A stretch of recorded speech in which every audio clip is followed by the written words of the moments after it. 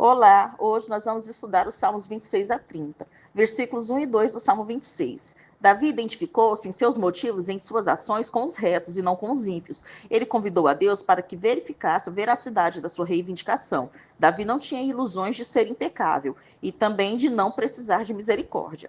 Versículo 3. O justo é aquele que leva a aliança no coração e que, como padrão geral de vida, tem andado em sua integridade e confia no Senhor sem vacilar. Ele também guarda a misericórdia de Deus diante de seus olhos e caminha na verdade de Deus, ou seja, vive pela graça revelada em Êxodo 34, versículo 6. Versículos 4 e 5. A evidência da fidelidade de uma pessoa para com o Senhor Deus não está apenas naquilo que é praticado, mas também naquilo que é evitado, especialmente em suas associações com outras pessoas. Existe uma diferença entre estar com os ímpios e ser um deles. Comportar-nos como um deles danifica nosso testemunho a respeito de Deus. Pergunte a si mesmo sobre as pessoas de quem gosta. Se estiver com elas frequentemente, medite se isso fez com que você se tornasse menos obediente a Deus em relação à sua aparência, sua perspectiva de vida ou suas atitudes. Versículos 6 e 7. Lavar as mãos fazia parte de um voto de purificação que simbolizava inocência. Andar ao redor do altar sugere a presença do ofertante em volta do altar e sua oferta de sacrifícios ao Senhor Deus como parte da demonstração de sua pureza e lealdade.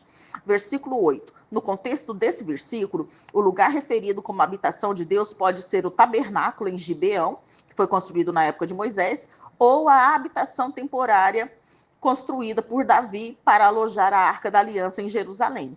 O salmista declarou o quanto amava adorar a Deus neste lugar. Versículos 9 e 10. Estes versículos ampliam a oração por justiça do versículo 1, ou seja, o desejo de ser tratado de forma diferente dos infiéis. Versículos 11 e 12, caminho plano está associado à vereda direita na qual o Senhor Deus guia o seu povo.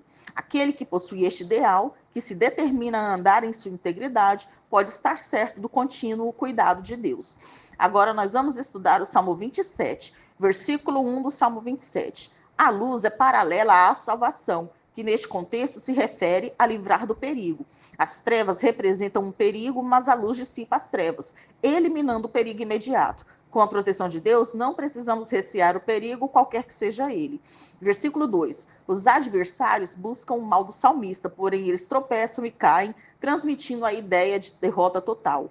Versículo 3. À luz daquilo que Deus fizera no passado, Davi confia que seja qual for a emergência, Deus nunca deixará de acudi-lo. Versículo 4. Orar na casa do Senhor pode significar um contínuo retorno ao santuário para adorar. Pode também ser mais geral, ao se referir a um viver na presença de Deus. Em todo caso, o ponto é que há uma comunhão constante com o Senhor Deus por toda a vida. Versículo 5. A palavra ocultar indica proteção quando é o Senhor Deus quem esconde o seu povo. Davi retrata o privilégio da proteção divina, como estando escondido no refúgio ou abrigo do Senhor. Versículo 6. O salmista grita por causa da vitória, visto que o Senhor o tinha salvado. Exaltar a cabeça de alguém sobre os seus inimigos é outra forma de expressar triunfo sobre aqueles que são derrotados. Versículos 7 a 9. A face de Deus indica a sua presença pessoal ou simplesmente o seu ser, e buscar sua face é a principal característica daqueles que desejam uma comunhão com Deus. Versículo 13. A terra dos viventes significa esta vida. Davi, obviamente, passava por uma provação, porém estava confiante de que Deus o ajudaria ainda neste mundo. A bondade do Senhor é provavelmente seu caráter gracioso. Assim, esses versículos carregam a expectativa de que a oração do salmista seja respondida. Versículo 14. Esperar no Senhor significa olhar para ele com dependência e confiança, mas sem passividade. É isso que capacita o justo a ter bom ânimo e coragem. Agora nós vamos estudar o Salmo 28. O Salmo 28 é um lamento, um grito de socorro em meio à ameaça representada por malfeitores. Não está claro se a ameaça é ao indivíduo ou à comunidade toda. Versículo 1 do Salmo 28. Ao chamar o Senhor de rocha minha, o salmista relembrou-se que Deus era a sua fonte de proteção e de força. Se o Senhor não respondesse a Davi, ele seria como os que descem a cova, ou seja, aos que morrem. Versículo 2. Levantar as mãos era um gesto comum para orar, talvez associado à ideia de mostrar que as mãos da pessoa pessoa estão limpas, e por isso seus motivos são puros diante do Senhor. Santuário é uma palavra específica que se refere à parte mais interior do santuário, o Santo dos Santos. Era ali que ficava a Arca da Aliança, mas sobretudo era ali o local do propiciatório, que era o lugar de onde o Senhor Deus dispensava misericórdia ao seu povo. Versículos 3 a 5.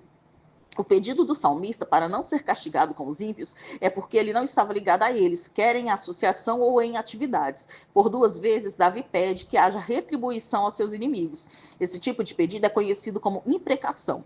O motivo desse pedido de juízo sobre os que praticam a iniquidade é que eles não atentam para as obras do Senhor, ou seja, sua obra divina da criação, nem para sua obra de libertação do seu povo.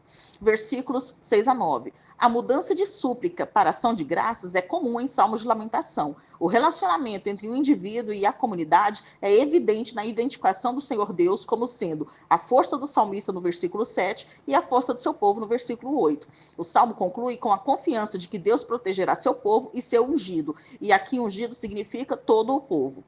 Agora nós vamos estudar o Salmo 29. O Salmo 29 é um cântico de louvor a Deus, o Rei. Este salmo usa temas que eram correntes nas religiões das nações circunvizinhas, como o poder por trás da tempestade e o vencedor sobre as inundações. O salmista ataca essas religiões ao demonstrar que tudo isso está debaixo do controle do Senhor.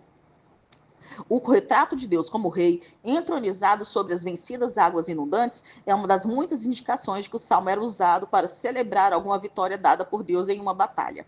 Versículos 1 e 2 do Salmo 29. Uma convocação para se prestar culto a Deus, tanto homens como anjos. Os homens não devem atribuir nenhuma glória a si mesmos, mas sim reconhecer em Deus todos os atributos da natureza divina, pertencendo ao seu poder e ao seu amor, prestando-lhe por isso toda a glória. Versículos 3 e 4. Voz é usada aqui, e até o versículo 9, como uma expressão audível do poder do Senhor Deus, comparável ao trovão. A imagem de uma tempestade para o poder de Deus é usada em contextos militares que retratam o Senhor Deus como um guerreiro. Contudo, este contexto não apresenta nenhuma referência militar explícita, e mais provavelmente está comparando o Senhor Deus ao próprio formidável fenômeno físico. No Oriente Antigo, as águas representavam o caos primitivo que não podia ser subjugado. A descrição da voz de Deus sobre as águas mostra o seu domínio sobre elas. Versículos 5 e 6. Os cedros do Líbano eram árvores gigantes que podiam chegar a aproximadamente 40 metros de altura e 10 metros de diâmetro.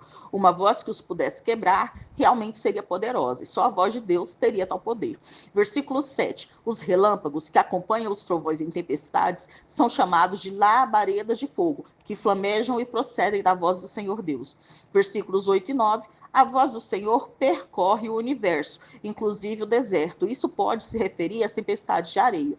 A voz do Senhor alcança o lugar das corças, a ponto de lhes dar cria. Tradicionalmente, o lugar da cria das corças foi considerado tão secreto que serve como ilustração da sabedoria divina que manifesta tudo.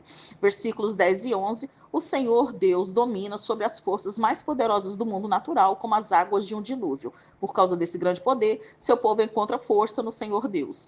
Agora nós vamos estudar o Salmo 30. Davi pode ter escrito este salmo na época em que dedicou a Deus a eira de Araúna, depois que o Senhor fez cessar a grande pestilência que usou para disciplinar seu servo. Versículos 1 a 3 do Salmo 30. A frase de abertura, eu te exaltarei, é seguida por 3 experiências que levam o salmista a exaltar a Deus: o livramento dos ataques dos inimigos, a oração respondida em circunstâncias de desespero e o resgate da morte iminente. A menção a abismo e sepultura no versículo 3 provavelmente indica que a morte ameaçada teria sido, na visão do salmista, morte sob o julgamento divino. Versículos 4 e 5. Depois de declarar sua própria intenção de exaltar ao Senhor, o salmista se volta para os seus companheiros e os incentiva para que se unam a ele em adoração. Embora realmente exista o choro na vida do fiel, ele chega a um fim.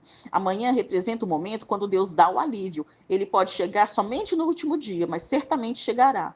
Versículos 6 e 17. As montanhas, por contraste com o mar, são um símbolo de estabilidade e, com frequência, representam a segurança na proteção de Deus. Estes versículos recordam o tempo anterior à aflição, a fim de destacar um provável motivo para o sofrimento, a necessidade de humildade. Antes de Deus permitir seu sofrimento, o salmista estava tão seguro em sua prosperidade que achava que jamais seria abalado. Aparentemente, a segurança passou a ser uma fonte de confiança excessiva, embora fosse o Senhor Deus quem, pelo seu favor, fizera forte a sua montanha. Em outras palavras, a bênção de Deus lhe deu um falso senso de segurança. O sofrimento começou quando o Senhor Deus encobriu o seu rosto. Versículos 8 a 10. Davi havia passado por circunstâncias desesperadas e orou pela continuação da vida. Fica claro no versículo 9 que o mero prolongamento dos dias terrenos não é o objetivo desses livramentos, pois tão precioso quanto isso é o fiel viver para louvar a Deus e, enquanto viver, poderá declarar a verdade do Senhor. O Salmo espera que os adoradores reflitam sobre os acontecimentos da própria vida e renovem sua intenção de viver bem. Versículos 11 e 12. Davi volta a narrar o que Deus fizera por ele, transformando completamente suas circunstâncias. O resultado é que Davi louva e agradece a Deus para sempre, uma atitude que deve caracterizar a vida de cada verdadeiro crente. Esta oração inclui o louvor, a confissão, a súplica e o testemunho. Nós terminamos aqui o estudo dos Salmos 26 a 30.